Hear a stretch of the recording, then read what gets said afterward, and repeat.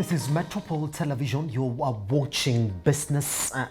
My name is Simba Elijah Charles Kiage. We are live right now as we speak at Metropole TVKE across all your social media platforms. I am at Charles_Kiage. This is that part of the show where we have to tell you to keep on texting us 20146. That is at your SMS line, because we are on the issues that affect you this morning. And this morning we are joined by Odhiambo Ramogi to help you make sense of the biggest headlines that you're waking up to this morning. All right, let's get on it. The Matatu Owners Association has given its members a deadline on Friday to comply with all safety protocols introduced by the government or risk having their cars grounded.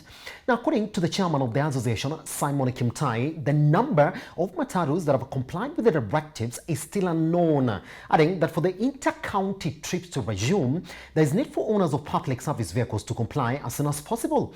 Now, this as a spot check in the city indicated that fares have jumped in the wake of the inter-county travel resumption, with Matatus now operating under strict measures that have seen the transporters leave some seats empty as they strive to conform with the social distancing directives. Now, there seems to be a general feeling that the operators are trying to strike a balance between observing the protocols and charging their passengers reasonably. Is the Matatu industry posing as the emerging frontier for infections, with the admission that the number of circles that have adhered to the protocols is still unknown?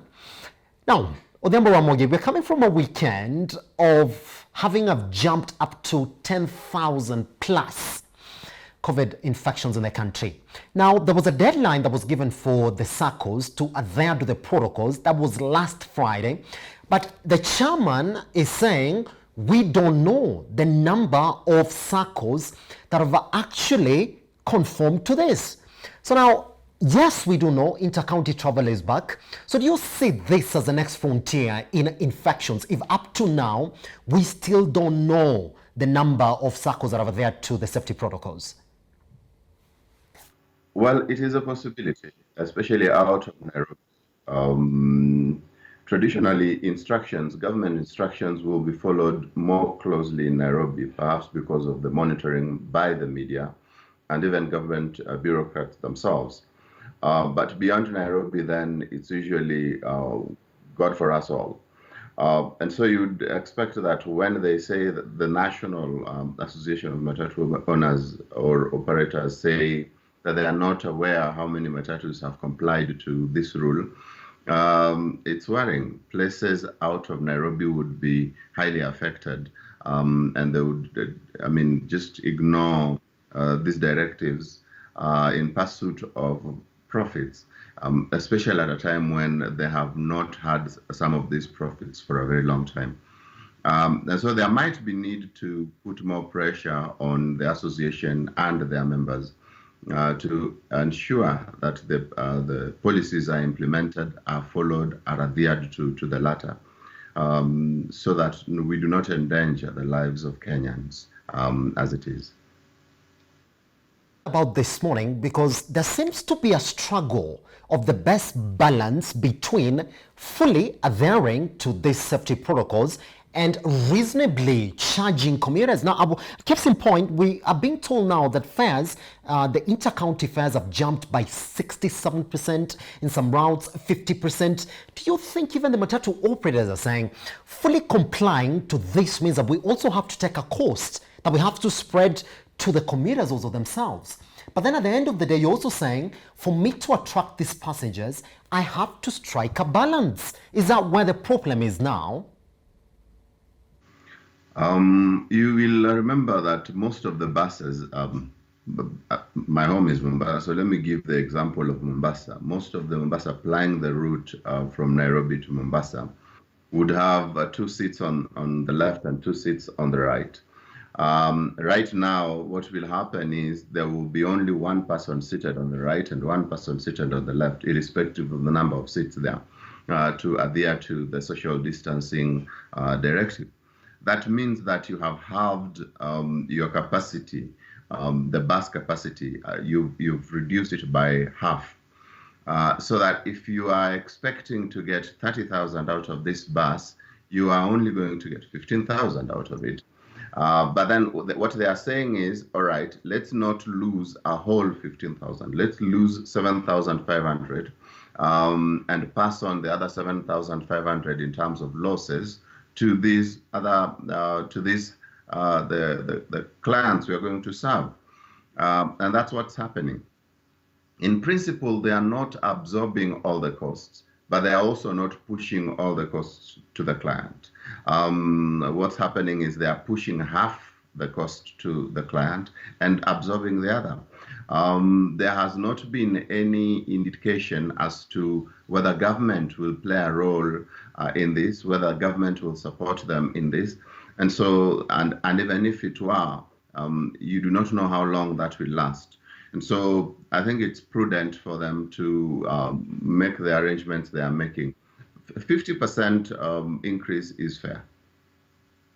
Mentioned that there hasn't been an indication of the government looking to support them, sort of absorb this cost that we're talking about this morning. What sort of support would you envision probably the government to push towards this industry? I would want, well, first of all, of course, the easier route is usually the fiscal, trying to reduce their tax burdens so that then they can operate without thinking about the tax burdens. But that usually has more than one result in place. The real and present opportunity would be the economic stimulus package, where they say, fair enough, this is what we want you to do. We will burden half the costs in terms of, if your revenues before COVID was 30,000 per bus, then we are going to give you 10,000 per bus, so that you follow our directives to the latter. So that the other 20,000, so that then what you have lost, you can just pass on a little cost to the client, but also what you have saved by the 10,000 you have received from government, you can ensure that the regulations put in place, you follow to the latter, which means sanitizer, which means sanitizing your buses upon arriving and upon leaving the stations, which means, which means retaining your members of staff as was. And so all this, you understand that right now, they are the ones carrying the burden of that. The government has not chipped in any way. I want us to move on to the next issue this morning, where the Institute of Economic Affairs is projecting that Kenya will witness a 1.9% economic growth for the year 2020. Now, speaking to Metropole Debrief, one of our shows here at Metropole Television, hosted by Ondiro Oganga, coming your way every Thursday night, Kwame Owino, the CEO Institute of Economic Affairs, is terming the 2.5% growth projection, but the National Treasury as optimistic, and that there are no signs that the economy will improve amid COVID-19, locust invasion, and delayed rains. Instead, Kwame says a projection of 1.9% is more feasible in the absence of any other shocks to the economy. Now, in line with this, Kwame says that the government has done well in scaling down on revenue, considering a lot of borrowing is not going on and public finance is not as vibrant. Now, Central Bank Governor Dr. Patrick Njoroge has in the past indicated that he was ready to revise the growth projections for the year due to increased agricultural exports and sustained remittances into the country. Question therefore this morning is this, Odhiambo Ramogi: where do Kenya's growth chances lie in 2020? And what would be too ambitious a figure? Because now we don't know. We're getting told it could be 2.5. Others are saying 1.9. Others are saying it could be a negative growth. So what is the figure? I mean, what figure would be too optimistic here? I think we've been caught in the act, Simba, as economists. We have no idea what to look out for. That's why. Yes, that's why you have very different numbers. Previously, ordinarily, the difference would be within point 0.9, a range of point 0.9. If, for instance, Economic Affairs, Institute of Economic Affairs were to say, let's say 5.1, you'd expect the World Bank would say 5.4, would expect the IMF 5.6, and the government, because they are usually the most optimistic, would say something to do with the 6%. That range is safe. You say, well, it's within range. This time round, it's interesting. I think the IMF is reporting -1%. The World Bank is saying -2%. Dr. Njoroge is saying 2.5%. And hey, Kwame is saying 1.9. That should tell you that's like a range of 4.5%. If you look at it, that's that's bigger. Huge. I mean, we should be expecting that. I think the truth of the matter is this is unprecedented. We've never seen anything like this in the Kenyan economy. Yes, we've seen something like this in the global economy. The data coming out from the Spanish flu is very minimal. But even then, there is usually a unique situation of the African economies. You remember that the 2008-2009 recession was hardly felt in Africa. We didn't care less about what the others were thinking. If you looked at the graphs of the stock markets at that time, our stock markets were doing great. And around that time, the Minister for Finance was one Uhuru Muigai Kenyatta. He did an injection into the economy, and voila, by 2010, we were doing awesome. We were awesome. We were recovering significantly. The point is, it's a bit hard where we are to tell. It was especially hard a few months back because we did not know as to whether the government will open up movement or not. Now that they have opened up movement, you can say, okay, if this is sustained for the next 6 months, then we are probably looking at a possible 1.9, as Kwame is saying. And that is dependent on several factors. One, that the devolution money reaches the ground as soon as yesterday. And two, that the economic stimulus package that was promised to Kenyans, about 56.6 billion, reaches the ground as soon as yesterday. So that this money circulates and creates a multiplier effect in the economy, and by it, then we can experience growth at the least in the retail and wholesale sector. If this money delays, I think then probably even what Kwame is saying is still far ambitious. We might not have any growth whatsoever. But it will get worse if in 1 month's time the president comes and says, look guys, I opened up, but however, the way we are looking at things, the numbers have increased, and so I must lock up again, and this time around, perhaps a total lockdown. Then you're probably looking at what the IMF is talking about, or the World Bank, again, depending on how long it goes. The truth of the matter is, what Njoroge is saying, that one is ambitious. I love his faith. He's a good man of God. God bless him. He's ambitious. What Kwame is saying is practical. If and there are too many ifs around it. If the status quo remains as is, and if the money comes to the ground as soon as possible.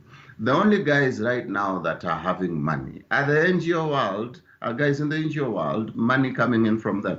So then this is expected to at least spur growth as small businesses serve them.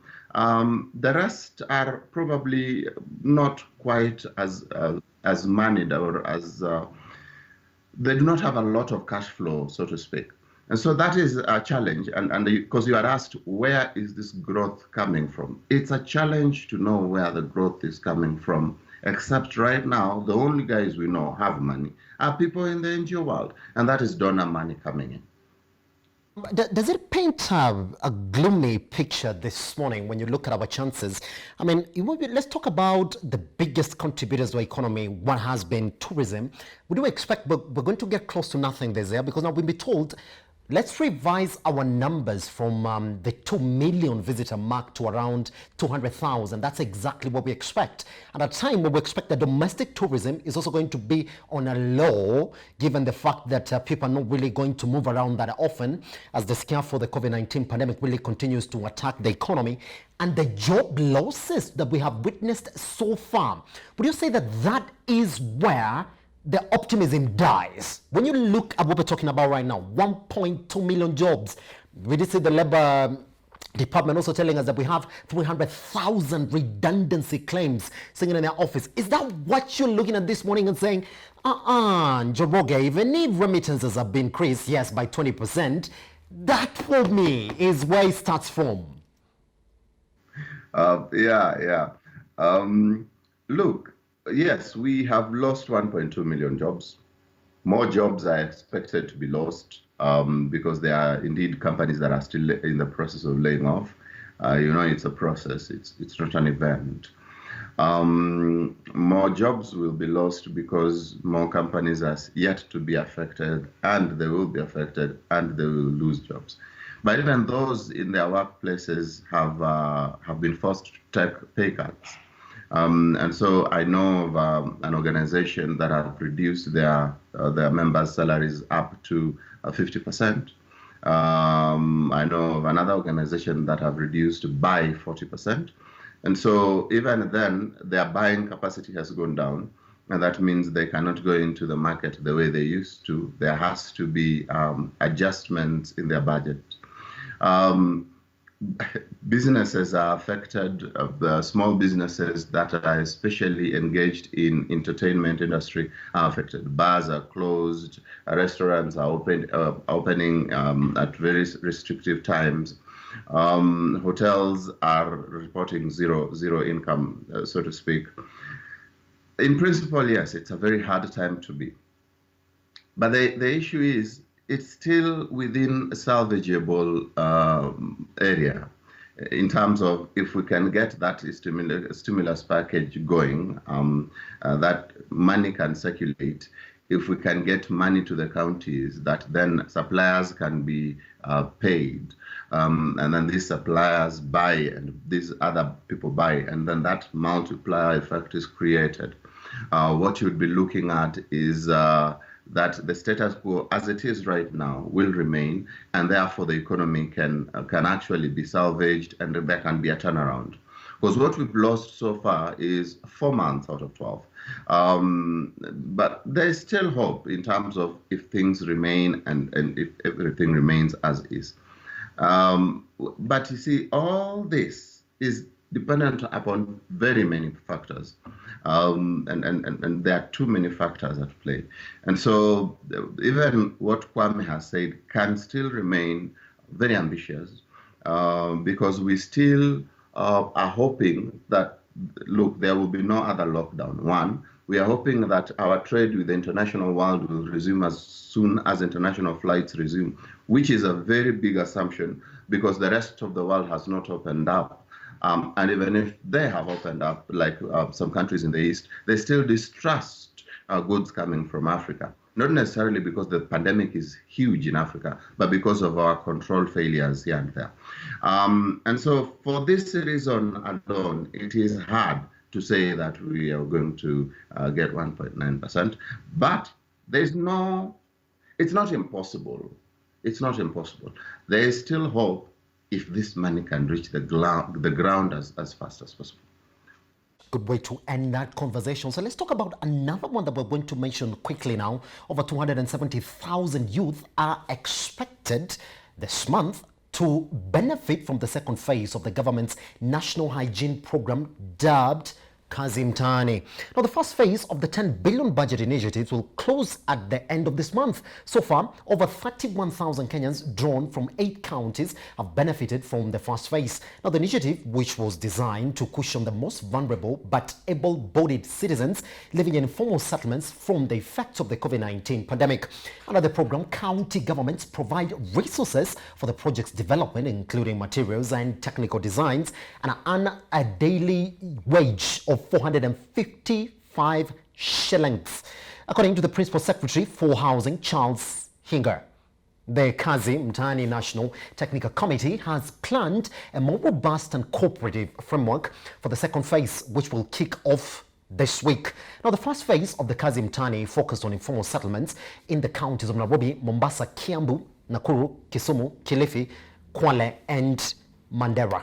Now, the government allocated 10 billion in the Kazi Mtaani program in the 2020-2021 fiscal year. From what you said this morning, is this the best way possible to approach job creation at a time when the country is bleeding from the massive job losses occasioned by the COVID-19 pandemic? Oh, that's a very good question. Well, first of all, it is a good way of creating job creation, at least to government, because they have done this many times before. I think when Raila was Prime Minister, in his office, they had Kazi kwa Vijana. And then after that, there was the NYS, which was under Waiguru, at least when Uhuru came to power, and received over 30 billion per year financing from government and from international well-wishers or organizations. If I remember clearly, I think the government of Japan chipped in, the government of China chipped in, and Korea, South Korea. Where we are right now, it's just a rebrand, but it's the same old thing. I'm happy to hear that the county government is involved heavily in it, because then it means the money is going on the ground where the people are.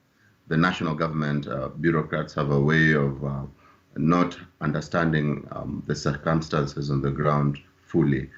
They think usually when they handle Kibera, Mathare, and Mukuru, then they have done the whole nation. And so this is impressive. I think it's a good direction to go in terms of creating jobs for the young people who might not be able to get jobs at industrial area, or might not be able to get jobs that were previously available. But we both agree that it is not the only way, because there is still a population of other young people who are possibly educated, possibly highly skilled, that might not be utilized under this program. There are those who are involved in art that might not be utilized in this program and will therefore not be enjoying any benefits out of it. And this is why, therefore, the 56.6 billion that they were talking about needs to come to the ground, so that then these sectors of the population can also have access to some income, some stimulus package, as it were. Of course, there are those who are involved in SMEs, and there's still talk of SME financing. I'm yet to see anyone who's received any of that money or who's received any support in that direction. I know that IMF is conducting the financing directly. You apply and you are supposed to be getting the money directly from the IMF. But as regards the government of Kenya, I have not seen anything in that direction. And so, yes, it's a good initiative. It takes care of the guys who are most vulnerable at the bottom of the pyramid, needy but able. But at the same time, it is very narrow in terms of its reach. We need to broaden it so that we can reach more people within that topographic grouping. Now, finally, this morning, non-bank financial services provider Sanlam Kenya has confirmed plans to leverage on information technology-based solutions to sustain its business growth as part of its post-COVID-19 recovery strategy. Sanlam has been on a sustained recovery path in the last 2 years, but acknowledges that it has experienced a slowdown in business arising from the ripple effects of the COVID-19 pandemic that may impact its 2020 performance. Now, speaking at the firm's 74th virtual general meeting, Sanlam Kenya chairman Dr. John Simba said the firm's recovery trajectory would take a hit from the impact of the COVID-19 pandemic that has disrupted businesses across the world.